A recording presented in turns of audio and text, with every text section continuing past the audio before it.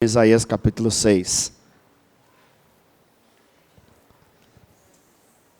Nós já temos há 3 domingos atrás, nós começamos aí a falar sobre um autoexame. Nós vamos ler do versículo 1 até o versículo 8. Nós começamos a falar um pouco sobre a questão de autoexame, que sempre nós estamos fazendo autoexame.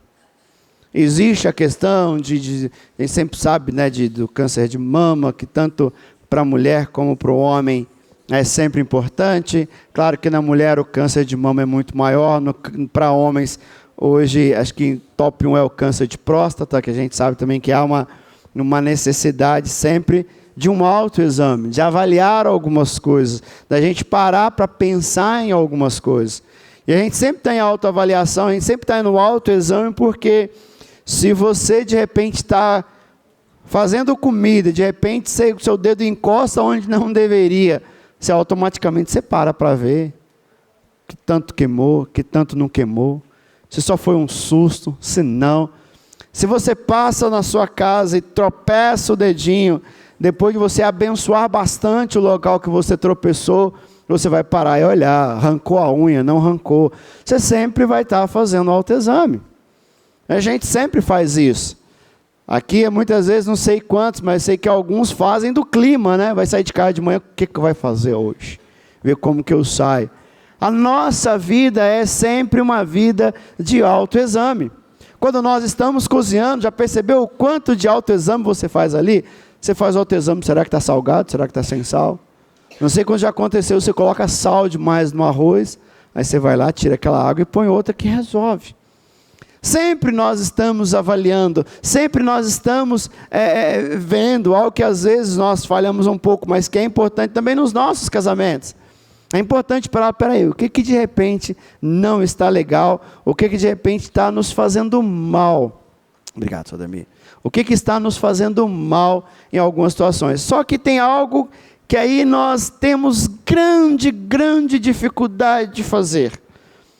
E aí precisamos entender se é por medo, se é por negligência, ou se nós não queremos. A gente não vai no médico e fala assim, não vai no médico, você vai descobrir o que você não quer. O problema é ter algo e estar iludido que está bem. Não tenho nada. Quando você vai lá, tem algo, o médico diz assim, olha, se você tivesse vindo 3 meses antes, teria sido muito mais fácil. Aí você lembra que você começou a sentir aquilo há 4 meses atrás. Você fala, poxa vida. E o problema é que não é só você que sofre. Já viu aquela ideia? A vida é minha, o corpo é meu. Não, é mentira. Quando você sofre alguma coisa, quando você faz alguma coisa, toda a sua família está junto. E algo que nós temos uma dificuldade é avaliar a nossa vida espiritual. É fazer um autoexame, é fazer alguns toques na nossa vida para entender como que está a nossa vida espiritual. Porque uma coisa que nós não temos, nós vimos no primeiro domingo, é falta de conhecimento. Hoje nós temos aí um leque muito grande de conhecimento. Nós temos cultos, nós temos escola bíblica dominical, hoje você vai para a internet, o tanto de coisa que tem na internet que você pode aprender, tem muita coisa ruim, mas muita coisa. Mas um outro tanto tem muita coisa boa, muita coisa que pode ser aproveitada. Então, e para nós, muitos de nós aqui que já estamos na igreja há mais de 10, 15, 20 anos, então, imagina já parou para pensar quantos sermões você já ouviu? Quantos estudos bíblicos você já participou? De quanta escola bíblica você já participou? De quantos acampamentos você já foi? Quantos congressos, conferências? E assim você vai ver que são infinitas. Então não nos falta. E às vezes nós decidimos deliberadamente em não conhecer a Deus, em tentar viver a nossa vida com o nosso conhecimento. E aí é onde vem os problemas. Existe a situação que quando nós, não por falta de conhecimento, mas por não querer ver o conhecimento, por não querer analisar, nós escolhemos o caminho errado. Foi o que nós falamos no segundo domingo, falando do qual monte você tem escolhido subir. Qual monte você tem escolhido subir? Condições para escolher o certo, nós temos. O médico pode passar um remédio, você de repente ir lá e falar, não, quero um outro. E de repente na farmácia que você for, de repente até te vende. Então assim, é uma questão de escolha, mas essa escolha eu preciso primeiro parar no conhecimento. E por muitas vezes nós não atentarmos ao conhecimento, por muitas vezes não fazer a escolha correta, não fazer a escolha daquela qual o preço foi pago, porque lembrando que para que nós pudéssemos hoje, para que nós tenhamos condição de escolher de forma correta, um alto preço foi pago. Esse preço foi pago na cruz do Calvário. E quando nós simplesmente, usando um termo um pouquinho forte, quando nós cuspimos na cruz do Calvário, quando nós zombamos do túmulo de Jesus, porque quando eu não vivo de acordo com aquilo que Ele nos ensina, de acordo com aquilo que Ele fez, o alto preço pago na cruz do Calvário e a sua ressurreição se torna para nós balela. Se torna para nós algo insignificante. Porque se eu aceitei a Cristo, reconheço o sacrifício na cruz do Calvário, reconheço o seu sofrimento na cruz do Calvário, que o sofrimento maior não foi nem a dores dos cravos e dos espinhos, mas foi a dor do nosso pecado, foi a dor do abandono de Deus. E ao terceiro dia entender que Ele ressuscitou, se eu entendo que isso é verdade, se eu tomei uma decisão dessa forma, entendendo tudo isso, mas depois dessa decisão eu começo a viver a minha vida do meu jeito, dizendo a vida é minha, sempre assim, já não estou em idade para isso, ou estou muito novo para isso, o que eu faço? Aquilo que Cristo fez na cruz do Calvário, aquilo que Deus fez no túmulo com a sua ressurreição, é para mim uma grande besteira, é para mim algo que não serve para nada. Porque se foi pago alto preço, e eu não estou vivendo, é muitas vezes você colocar o melhor alimento para o teu filho, colocar os alimentos mais saudáveis para que ele possa realmente ter saúde, poder ter uma alimentação balanceada, mas ele escolhe viver de salgadinho. Você fala, poxa, mas eu trabalho a semana inteira, o mês todo, para colocar um alimento de qualidade, e esse menino está comendo só salgadinho. Aí quando ele chega lá pelos seus 7, 8 anos, de repente ele é diagnosticado com a doença terminal, que não tem mais solução, vai entrar num tratamento paliativo, que fala, né, quando já está, né, isso mesmo, vai entrar num tratamento paliativo e só te acaba a chorar. Você fala, poxa, mas por que eu não me atentei para isso antes? Por que eu não parei para avaliar isso? A gente simplesmente foi deixando. Então, assim, de repente, toda uma condição que a gente tinha para dar a melhor qualidade de vida, a gente simplesmente não se importou para aquilo, deixou alimentar de qualquer forma, de qualquer questão, só de salsicha e miojo, né? E aí depois a gente vai ver o que acontece. Miojo é um problema, né? Porque eu também gosto, né? Nada contra você, tá, Tainá? Né? Porque eu também gosto de miojo lá em casa, a gente sempre tem. Mas eu sei que não é todo dia, né? Mas tem pessoas hoje que é absurdo, gente, que é toda alimentação. Esse dia eu vi uma mulher falando de salsicha, mas detonando salsicha. Eu entendi tudo que ela falou, irmãos. Mas é gostoso salsicha. É bom. Com macarrão é bom, no pão é bom, com cachorro quente é bom. Você pegar ela congelada na geladeira e comer é bom. Você fala, gente, como que um negócio bom desse jeito pode ser ruim? É igual jiló, gente, algo maravilhoso. Os irmãos concordam comigo? Ah, tá vendo? Tem uns crentes aqui ainda que gostam de jiló, os outros precisam se converter ainda. Mas percebe, irmãos, eu estou trazendo isso para a gente entender. Porque quando eu entendo o que Deus fez e não vivo de acordo, vem o que nós falamos semana passada, a decepção divina. Temos que tomar um cuidado para não vivermos debaixo dessa decepção, saber de tudo aquilo que Deus fez, de tudo aquilo que Deus agiu, todo o preço que foi pago, tudo aquilo que Deus moveu, e nós não vivemos de acordo com aquilo, vem a decepção divina, onde Deus diz que Ele plantou uma vinha, e a vinha teve tudo para dar uvas boas, teve tudo aquilo que era necessário para que a vinha pudesse dar uvas boas, deu uvas azedas. Ele diz que ele ia então destruir aquela plantação, ela iria se tornar pasto, porque para ele não servia mais. Só que graças a Deus, há um caminho da restauração, e é sobre isso que eu quero falar hoje, encerrando essa série aí sobre Isaías. Semana que vem a gente começa no outro assunto. E quero ler com os irmãos do capítulo 6, versículo 1 até o versículo 8. Que diz assim: no ano que o rei Uzias morreu, eu vi o Senhor assentado num trono alto e exaltado, e a aba de suas vestes enchia o templo. Acima dele estavam serafins, cada um deles tinha 6 asas, com 2 cobria o rosto, com 2 cobria os pés, e com 2 voava, e proclamava uns aos outros: Santo, Santo, Santo é o Senhor dos exércitos, a terra inteira está cheia da sua glória. Ao som das suas vozes, os batentes das portas tremeram, e o templo ficou cheio de fumaça. Então gritei: ai de mim, estou perdido, pois sou um homem de lábios impuros, e vivo no meio de um povo de lábios impuros. Os meus olhos viram o Rei, o Senhor dos exércitos. Logo, um dos serafins voou até mim, trazendo uma brasa viva, que havia tirado do altar com uma tenaz. Com ela tocou a minha boca e disse: veja, isso tocou os seus lábios, por isso a sua culpa será removida e o seu pecado será perdoado. Então ouvi a voz do Senhor conclamando: quem enviarei? Quem irá por nós? Eu respondi: eis-me aqui, envia-me. Envia-me. Há um caminho da restauração. Se de repente nesses dias você começou a entender: peraí, existe algumas coisas, existem algumas situações que precisam melhorar. Há um caminho. Há um caminho para a restauração, há um caminho para o perdão, há um caminho para uma vida diferente. Nós começamos a ver, eu já falei com os irmãos sobre esse texto aqui na igreja, que quem foi Uzias?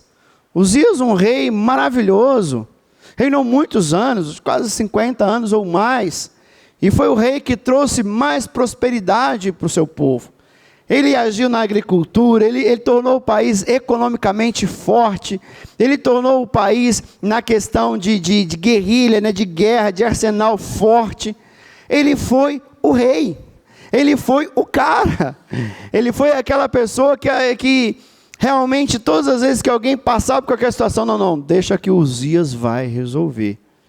Uzias vai resolver. E em determinado momento, mesmo com tudo isso, e muitas vezes a conquista de Uzias, as conquistas por Israel está bem, por economicamente, o poder bélico, tudo aquilo que estava acontecendo com Israel, estava muito bem, o povo então esqueceu de Deus.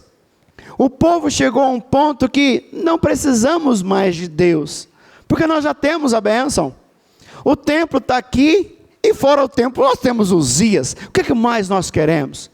Então por isso que eles começavam a prosperar, por isso que eles compravam, por isso eles conquistavam, e não tinha mais o porquê, parece que não tinha um motivo, parece que o único motivo para buscar a Deus é em meio a problemas. É quando as coisas começam, quer ver crente orando, quer ver crente acordando de madrugada, dá problema. De começar a orar: Senhor, distribua aí algumas enfermidades poderosas, que o povo fica aí.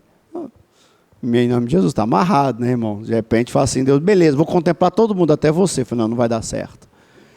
Mas quer ver nós realmente buscar ao Senhor, é quando os problemas vêm. Né? Diz o velho ditado, estava no avião e diz que tinha um ateu, e discutindo que era ateu, não cria em Deus, não cria em Deus. Primeiro momento que veio a turbulência, que o piloto disse que havia perdido, quem é a primeira pessoa que ele grita? Meu Deus, me ajuda. Mas você não era ateu? É até agora, né? Mudou, então todos têm.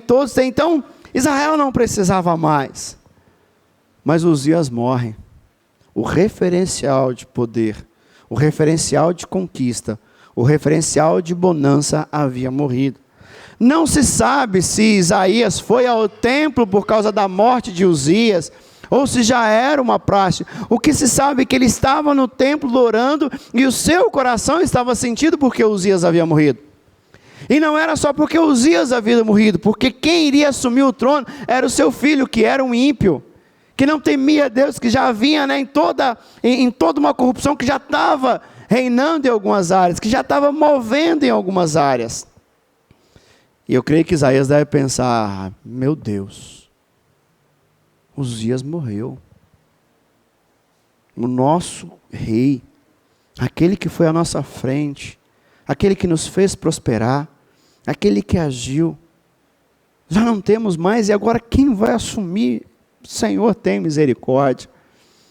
E ele vai ao templo para orar ao Senhor, para clamar ao Senhor, porque o rei havia morrido, e parece que aqui, nesse exato momento, Isaías descobre quem é o verdadeiro rei. Quem é o verdadeiro rei? Porque ele vai ao templo para orar, ele vai ao templo para buscar ao Senhor, e nessa oração, imagina você orando, como nós tivemos aqui, iniciamos nosso culto com oração. Imagina você estar ali orando, daí a pouco quando você abre os olhos, você vê todas as imagens que esse texto diz. Uns anjos com 6 asas, um rei assentado que o véu, né, do seu manto cobria todo, porque diz que quando você vai em casamento, o véu, aquele é véu mesmo, né, da noiva que se estende. O do Senhor, aquele véu se estendia que cobria o templo inteiro. E esses anjos voavam, e de acordo com que eles voavam, as portas tremiam, aquele barulho, até então você começa a orar em silêncio, quando você abre os olhos, está toda aquela visão, tudo aquilo que ele está vendo, e eles clamavam um ao outro, dizendo um ao outro, santo, santo, santo. Os teólogos vão dizer que esse santo, santo, santo, ele está referindo à Trindade, mas não só a Trindade, tudo aquilo que a Bíblia traz, mais de uma vez, uma palavra seguida, como no Novo Testamento a gente vai ouvir sempre, em verdade, é realmente confirmando a verdade. E aqui santo é dizendo que ele é santo, não, ele é mais do que santo, não, ele é mais do que santo ainda. E toda essa visão é uma visão que Isaías tem de poder, de autoridade, mostrando que Uzias não era nada diante de Deus. Quem era Uzias? Que Uzias era simplesmente um instrumento de Deus.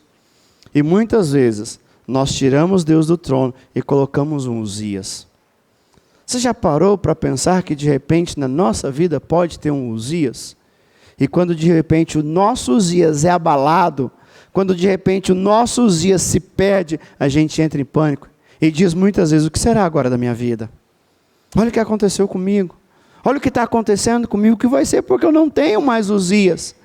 E Deus mostra para Isaías que Uzias era simplesmente um servo. Que o dia que ele vai orar por um rei, ele verdadeiramente tem encontro com o verdadeiro rei. A questão é, aonde estão os nossos olhos? Porque Isaías vem no capítulo 1, 2, 3, 4 e 5, falando da corrupção do povo. Falando da maldade do povo, falando o quanto o povo estava distante de Deus, o quanto o povo não temia mais a Deus, o quanto o povo estava no teu trabalho e vivia da forma que queria, que achava por bem, para satisfazer os seus egos e esquecia de Deus. Diziam que era servo de Deus, diziam que eram crentes, que era do povo escolhido, mas de Deus eles não tinham nada mais. Não tinham nada mais. Isaías vem falando isso. E chega no capítulo 6, ele tem a revelação, uma visão da presença do Senhor. E eu não sei qual seria a sua reação com essa visão. Qual seria o seu sentimento? Será que você ficava assim, poxa, olha, eu sou o cara, olha o que Deus permitiu eu ver. Poxa, que privilégio, Senhor, ver tudo isso. Poxa, eu preciso contar para minha esposa que eu vi. Falei que eu sempre era mais crente do que ela mesmo, agora ela nunca teve uma revelação dessa. Teve uma época que estava discutindo, né?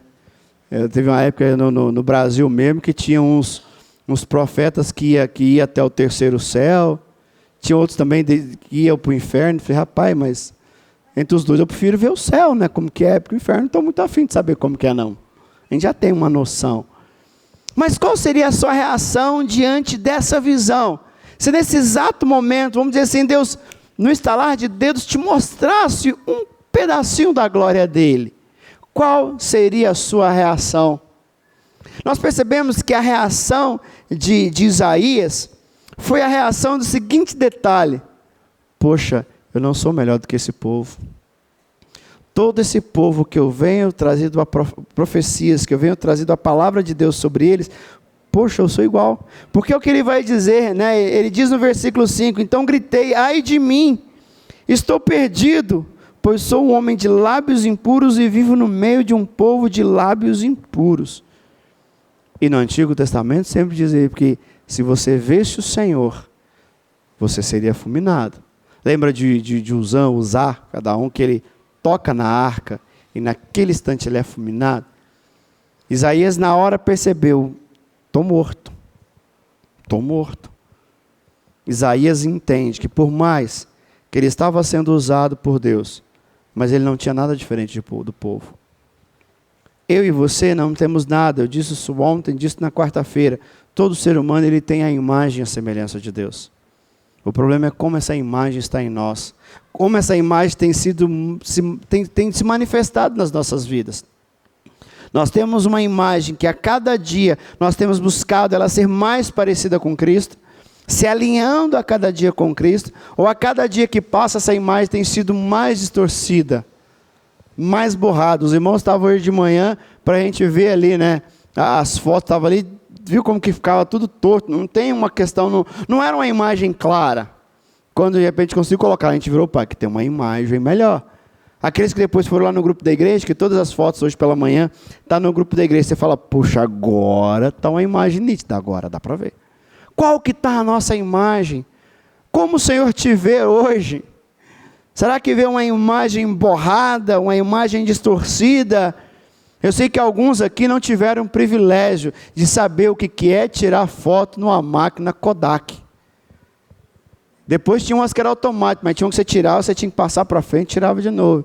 E ali você orava para queimar o menos possível. Você só saberia que estava certo, depois revelava. Era aquela sensação, né? Esperar. E dia que você ia lá, estava muito. E aí existia uma foto que eu não sei o que acontecia, que essa é borrada. Você, o que é isso aqui? Ah, não dá, pode jogar fora. Pode jogar fora. Qual que é a imagem? O caminho da restauração, ele se inicia pelo fato de reconhecer. Reconhecer. Como que você se reconhece? Se fosse hoje, na quarta-feira a gente falou um pouco disso, mas hoje, se fosse alguém falar assim, olha, vamos pensar melhor, né? Se Deus chega para você e fala assim, olha, quem é você? Como que você se reconhece? Olhando para a tua vida, de repente, aí para o mês de fevereiro, que está terminando, terça-feira, é o último dia desse mês. Nesse mês de fevereiro, você sabendo que Deus tem por completo aquilo que ninguém viu, aquilo que ninguém imaginou, mas que de repente fizemos, o Senhor sabe, porque não há nada escuro. Salmo 139 vai dizer que se nós subirmos mais alto do céu, quem a gente encontra lá? O próprio. E se eu desço às mais profundezas dos abismos, aonde eu encontro minha cama? Na presença dEle. Parando para pensar que Deus conhece tudo, como que você se reconhece? Temos uma dificuldade muito grande, muitas vezes, em reconhecer pecado. Isaías não tem esse problema. Quando ele vê tudo aquilo, quando ele vê toda aquela imagem maravilhosa que ele estava vendo no templo, ele reconhece dizendo, ai de mim, estou morto, estou perdido. Por que eu estou perdido? Porque eu sou um homem de lábios impuros. E mais do que isso, eu sou igual aos homens da minha comunidade. Eu sou igual aos homens dessa sociedade que eu vivo, porque eu também vivo no meio de um povo de lábios impuros. Eu estou estudando algumas coisas e diz que o nosso maior problema é que para muitos hoje não existe mais pecado. As pessoas hoje não têm pecado.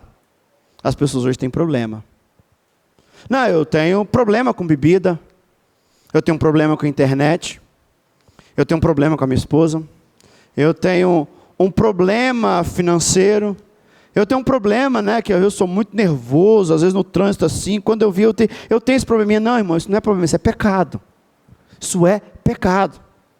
Muitas vezes é porque você é um adúltero, muitas vezes porque você é um prostituto ou uma prostituta. Só que falar isso dói, mas é o que a Bíblia diz. É o que a Bíblia diz. O problema é que muitas vezes existe um vício, que de repente pode ser de cachaça ou pode ser de café. E de café eu falo, porque eu já fui viciado em café, me controlo muito. Como bom mineiro, né? A gente não dispensa um café, mas a gente precisa tomar muito cuidado.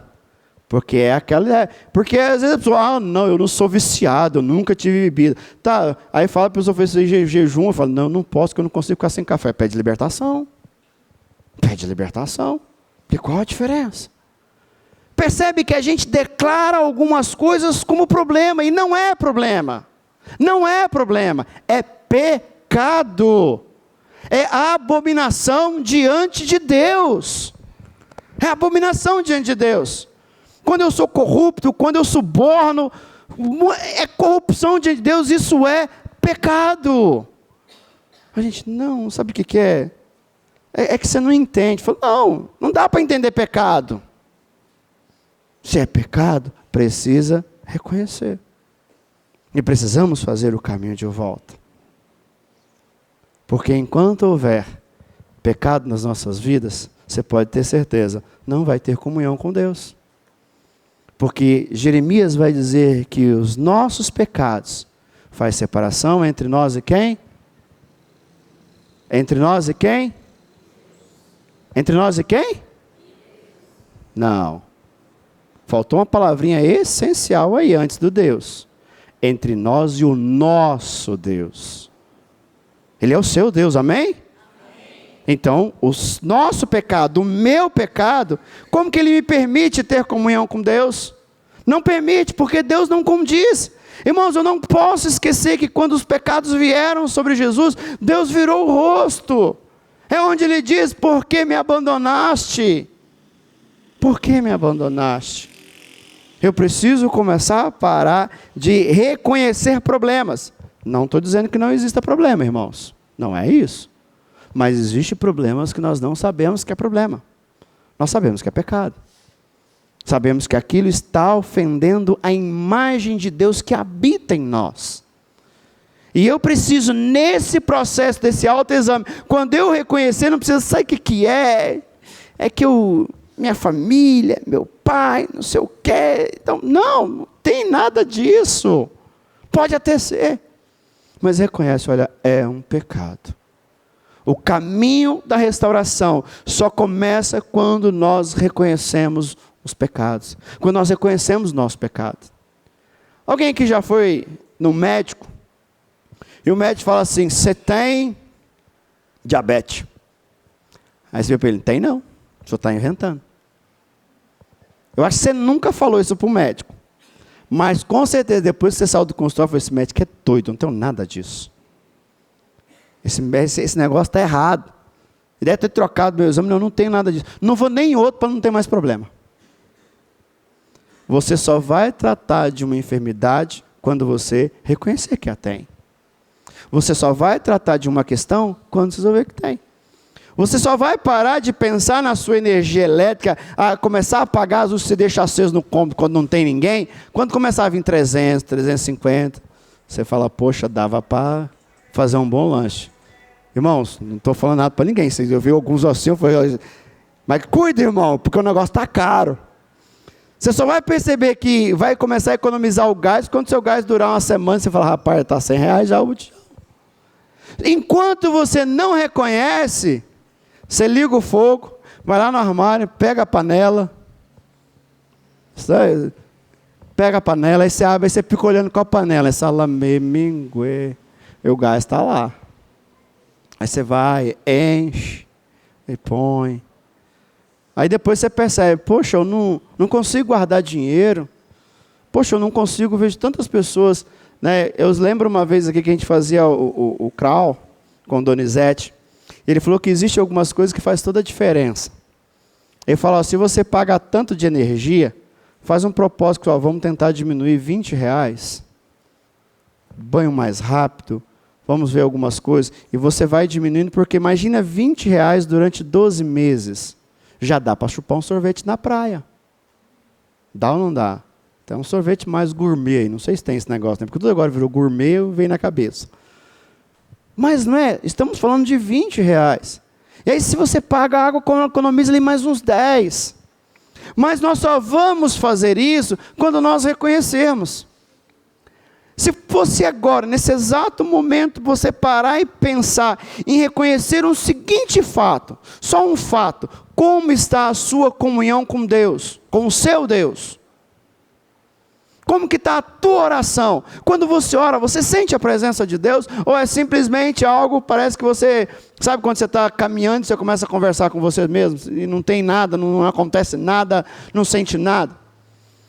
Nós temos hoje uma geração que ora para o nada, porque na oração ele se perde. Meu Deus, o que eu estava orando mesmo? Não, você não estava orando. Se você estava jejuando e esqueceu que estava jejuando, quer uma coisa? Você não estava jejuando, você nunca jejuou. Porque quem está jejuando não esquece. Não esquece. E quando você está jejuando, você passa fome. Você tem algumas provações, porque é algo espiritual. Sabe, então não tem como, se a gente está orando, a quem? A Bíblia vai dizer, né, que se a gente não está bem com a esposa, e irmãos, os casados, isso é verdade. Hein? Se você não está bem com a sua esposa, é a Bíblia que diz. Não adianta orar, não. Então você está precisando de alguma coisa de Deus, faz as pazes com a patroa aí, depois você vai orar. Porque diz que o Senhor não responde às nossas orações. Se nós fosse para reconhecermos hoje, e olha que eu estou falando de reconhecer o pecado, porque o pecado atinge a nossa comunhão com Deus. E quando eu dizer para você que o seu pecado atinge a santidade de Deus, quando nós, como crentes que aceitamos a Jesus, vivemos uma vida de pecado, nós estamos lameando a santidade de Deus. Nós estamos ofendendo a santidade de Deus. Precisamos parar. Assim, quando nós estamos com dor, de repente é uma dor pequenininha, essa dor vai aumentando. Primeira dor, você fala, não, daqui a pouco passa, não precisa de um médico, não. Daqui a pouco a dor aumenta, fala, aumentou um pouquinho, mas... Aí chega aquela hora que você fala assim, me leva para o médico. E rápido. Por quê? Porque agora eu não suporto mais. Agora eu não aguento mais. Eu lembro às vezes, não, a dor nas pernas, não, nas costas, né? Nada, daqui a pouco passa. Vou tomar um Dorflex. Aí você toma 1, 2, nada. Aí te inventa um negócio melhor, e daqui a pouco você fala assim, olha, vamos para o médico. Só vai fazer efeito quando você reconhece. Quando você entende. Enquanto isso não acontecer, irmãos, e vai chegar para o médico, você não vai ficar olhando para a cara dele. O que você tem, doutor? Uns negócios aí, doutor. O que você tem? Eu sinto dor no corpo todo. Beleza, mas me explica melhor como que é isso. Não, eu tenho todos os problemas, Já viu alguns que vão reconhecer pecado diante de Deus? Senhor, perdoa. Ele até estende no todos os meus pecados. Pecado perdoado. Muitos de nós podemos ter pecado que ainda não foi perdoado, sabia? Porque pecado perdoado é somente pecado confessado. Se você não confessa o seu pecado, ele não é perdoado. Porque quando eu confesso o meu pecado, quando eu reconheço o meu pecado, quando eu reconheço que o meu pecado está atingindo o meu relacionamento com Deus, está atingindo a minha comunhão com Deus. Quando eu confesso e reconheço o meu pecado, quando eu sei que ele está atingindo a santidade de Deus. É interessante que, deixa alguém falar que o nosso filho é feio, a gente não vai gostar. A gente vai, deixa alguém de repente bater no seu filho. Esse menino é chato, dei logo um. Alguém está querendo morrer. Eu falo, Senhor, só 5 minutos, é um assunto humano aqui agora, só deixa com nós. A gente não vai aceitar. Vai aceitar. Com os nossos pais não vamos aceitar. Mas por que nós fazemos algumas coisas com Deus e não nos ofende? Estamos falando do nosso noivo. A Bíblia diz que nós somos a noiva de Cristo. Irmãos, e isso não quer dizer o fato de reconhecer, não quer dizer que você é mais ou menos espiritual, que você é mais ou menos pecador. Quando nós reconhecemos nosso pecado, nós queremos reconhecer quem nós somos, humanos, que temos as nossas lutas, que temos nossos problemas, mas ao mesmo tempo, quando eu reconheço, eu estou dizendo que eu sei quem Deus é, eu sei que Ele quer me perdoar, que Ele quer agir na minha vida. Só, irmão, que eu preciso entender que ao reconhecer o meu pecado, somente um pode me purificar. Somente Deus pode me purificar. E o caminho da restauração, em primeiro lugar, é reconhecer. Em segundo lugar, é permitir a purificação de Deus sobre a minha vida. É permitir que Deus purifique. Existem muitas pessoas que de repente viveu um passado muito difícil, um passado muito sem Deus, um passado sem temor de Deus, e muitas vezes quando estão na presença de Deus, aquilo ainda o inimigo traz à mente. Acho que o André Valadão que tem isso, né? Ele tem uma canção, uma ministração que ele diz que às vezes o inimigo, ele quer trazer à mente o nosso passado, mostrar quem nós fomos, mostrar o que fizemos. Né? Tanto ontem, lá no futebol, o pessoal falou, agora o pastor hoje vai mostrar, né, o que ele era. Eu falei, olha, era isso. Estou com 44 anos, lá nos 18 a gente jogava alguma bolinha. Hoje, irmãos, hoje a cabeça pensa, o coração quer, mas o corpo não vai, irmãos. Teve umas bolas que você caiu para defender, quando eu vi já tinha passado, não dava. Você fala, rapaz, mas eu achei que dava. Não vai mais. Teve uma hora que eu não quis transparecer, né? Todo mundo joga. Mas eu estava, rapaz, o coração batendo acelerado. Falei, Jesus, não deixa eu passar vergonha aqui não.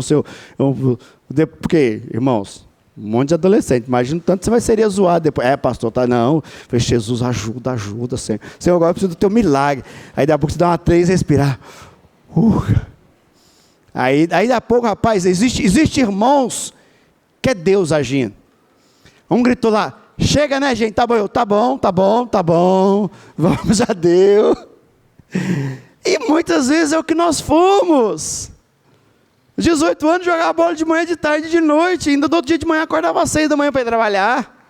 Hoje, irmãos, para acordar hoje, faz só Deus.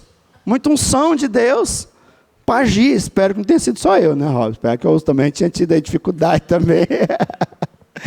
Mas, irmãos, às vezes, o que eu quero dizer disso, que às vezes o inimigo traz na nossa mente. Lembra o que você fez? Lembra quem você era? E o André Valadão, ele diz na sua ministração, assim, quando vier essas coisas à sua mente, lembre ao diabo o que somos hoje.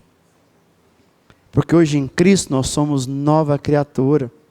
Os nossos pecados foram perdoados. Nós somos purificados. A morte de Cristo na cruz do Calvário não foi em vão. Não foi em vão. E eu preciso trazer isso à minha mente e receber. E entender que essa purificação ninguém vai fazer. Nenhuma oração vai trazer purificação sobre a tua vida. Nenhum jejum, nenhum sacrifício. O único que faz isso é Deus. Porque toda e qualquer purificação, ela sai do trono de Deus.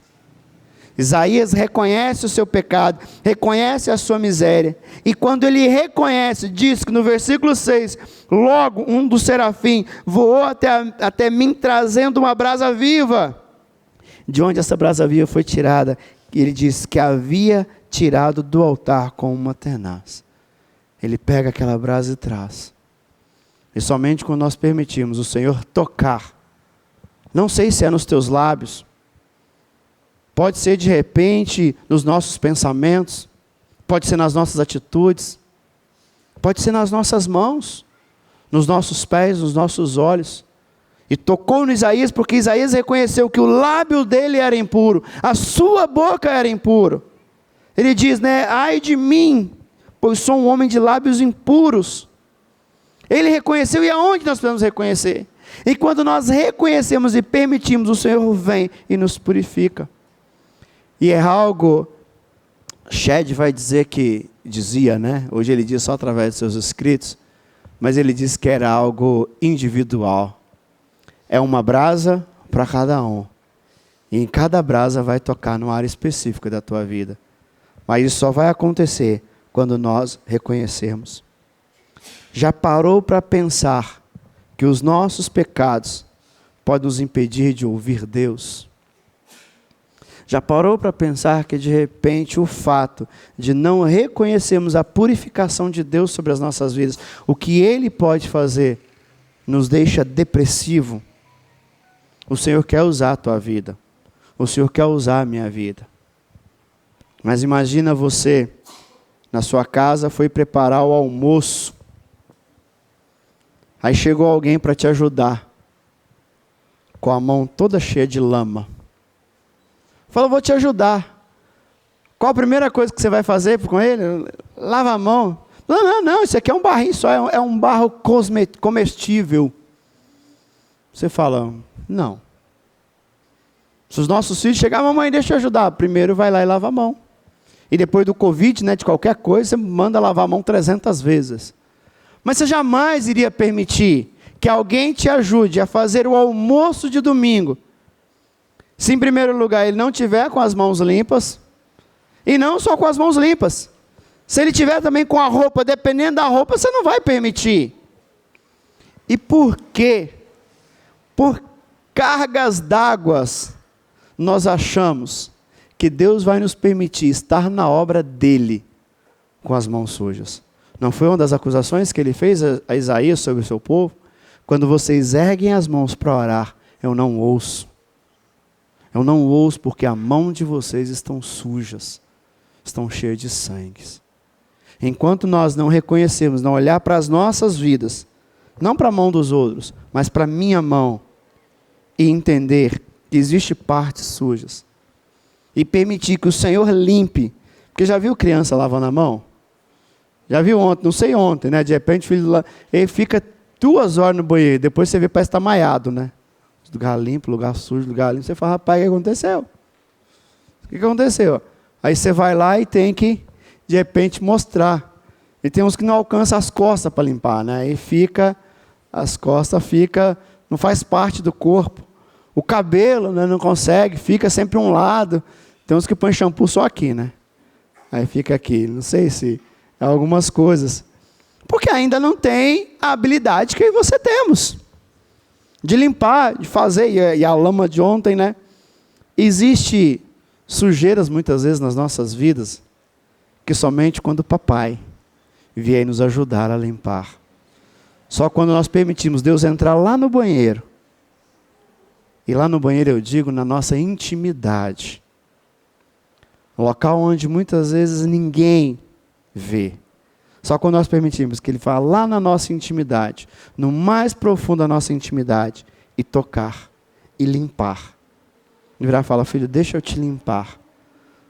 Porque não é só reconhecer, é permitir o toque de Deus. É permitir que Deus limpe. Porque, irmãos, quando chegamos aqui para encerrar o versículo 8, vai dizer então, o versículo 8 inicia assim, então ouvi a voz do Senhor. Quando eu li essa parte, eu fiquei me perguntando uma simples questão. Será que Deus só falou nesse momento? Será que Deus falou com Isaías sobre Isaías? Porque até então Deus estava falando com Isaías sobre o povo. Agora Deus fala com Isaías, com ele. E o meu questionamento é, Deus só falou nesse momento com Isaías? Ou Deus já estava falando com Isaías? Isaías só ouviu quando os seus olhos, quando os seus ouvidos foram abertos através da purificação. Independente se Deus já estava falando e Isaías não estava ouvindo, ou se Deus só falou nesse momento, a questão é simples. Nós só iremos ouvir Deus quando o nosso coração estiver purificado diante dEle. Porque de repente, Deus pode estar falando com você. Deus pode já até desde o dia 1º desse ano, de janeiro, Deus pode estar falando com você. Mas de repente a sujeira, de repente tantas situações, de repente alguns tumores espirituais, alguns cânceres espirituais, de repente estão impregnados nas nossas vidas, que não nos permite ouvir. Ou de repente Deus olha para nós hoje e fala, não posso falar com você, porque você não vai me ouvir. E Ele só vai falar conosco de uma forma muito pessoal, quando nós reconhecermos, quando nós permitirmos que Ele nos purifique. Porque, irmãos, já parou para pensar que de repente as questões, as nossas limitações, as nossas negligências espirituais, a nossa falta de compromisso com a oração, a nossa falta de compromisso com a leitura bíblica, a nossa falta de compromisso com a igreja local onde o Senhor nos colocou, pode estar travando tapando os nossos ouvidos, e o clamor das nações não chegam até nós. Hoje nós vemos todos os dias em noticiários pessoas que estão indo ao inferno, pessoas que estão morrendo sem Jesus.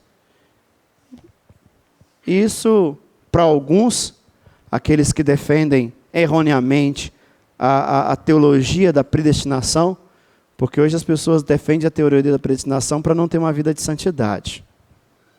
Ah, não, se é da vontade de Deus, né? Se Deus predestinou, vai acontecer. Tá, então não precisa orar, não precisa fazer mais nada. E Calvino nunca pregou isso, nunca ensinou isso.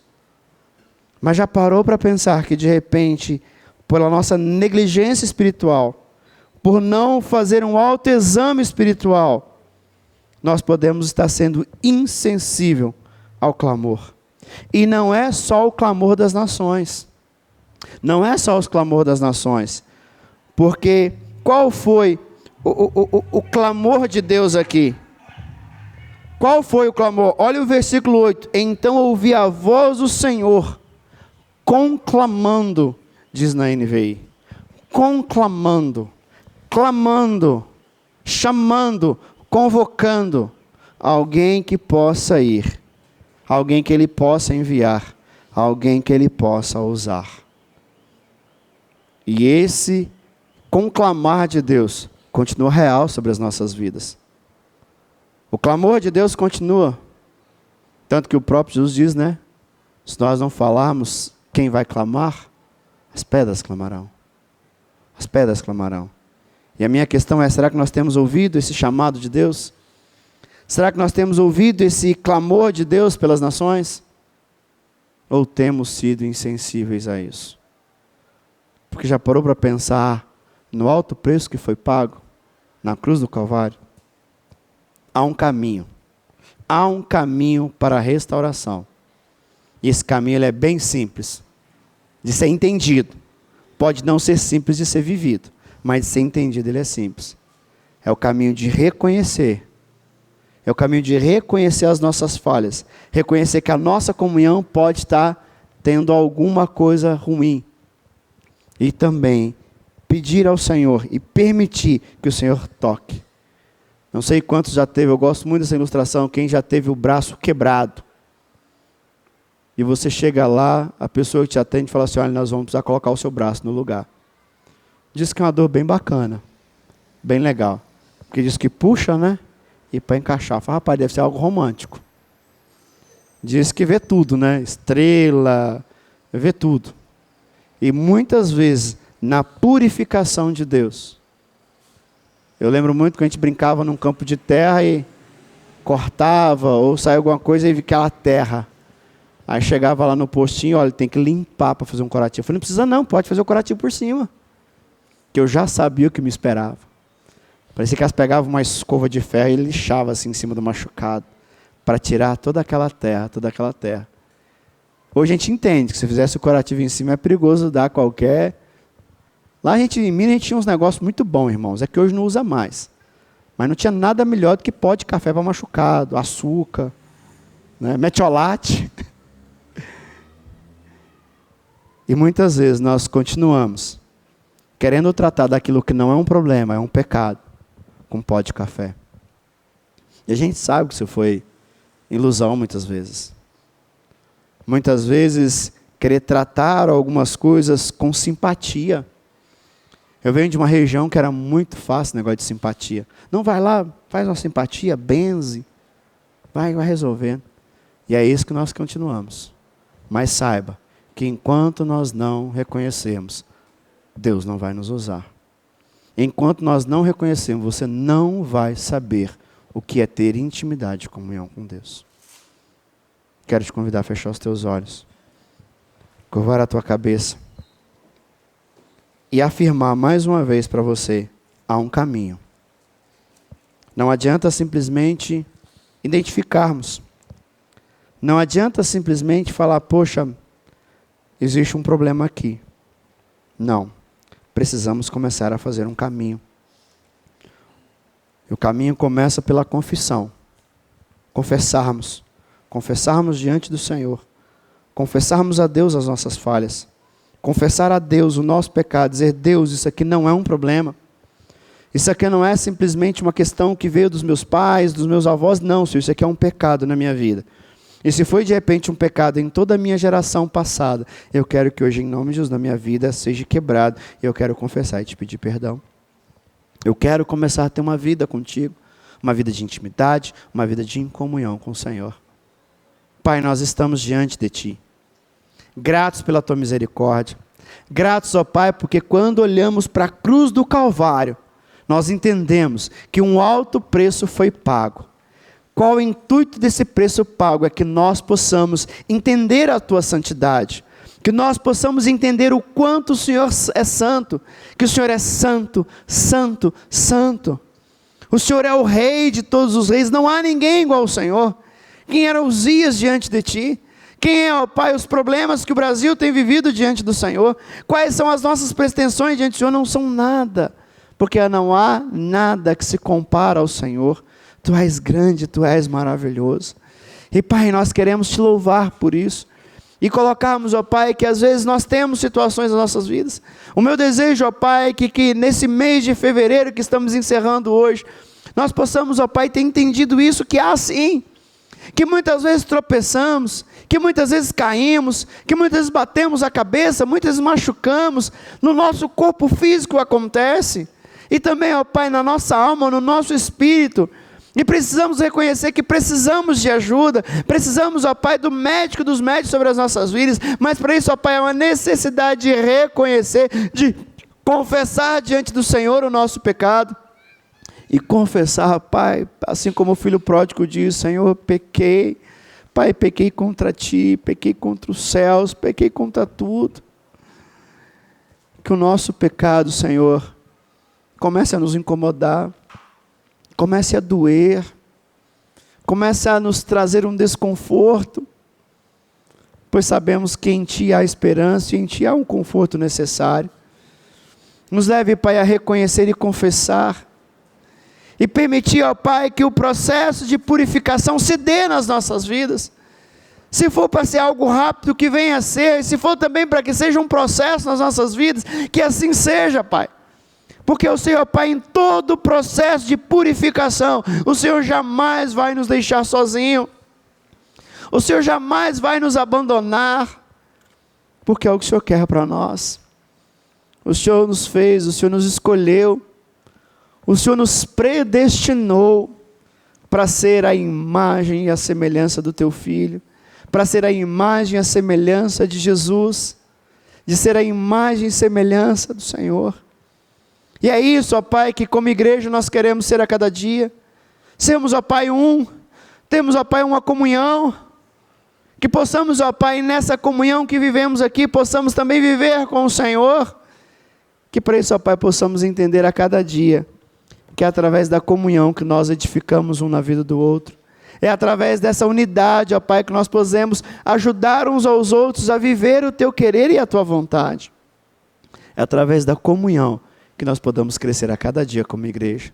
Senhor, Pai, com a minha vida, sei aqui, Senhor, Pai, com o meu coração, tira de nós todo o sentimento de idolatria, tira de nós, ó Pai, todo o sentimento de murmuração, todo o sentimento, ó Pai querido, de realmente de colocar o Senhor à prova, tudo aquilo que é contrário, ó Pai, toda imoralidade, tudo aquilo que não condiz, ó Pai, com a cruz do Calvário, tudo aquilo que não condiz, ó Pai, com um túmulo que hoje está vazio, porque o Senhor ressuscitou, e quando olhamos para o túmulo hoje, ó Pai, nós temos sentido de vida, porque o Senhor ressuscitou para que nós tivéssemos vida, e vida em abundância. Então, tudo aquilo que tem nos impedido de viver a verdade que é Cristo nas nossas vidas, que o Senhor possa, ó Pai, tirar das nossas vidas e nos ajudar a viver a Tua graça, a Tua glória e o Teu poder. É o que eu oro, Senhor. É o que eu oro e agradeço a Ti no nome de Jesus. Amém. Amém.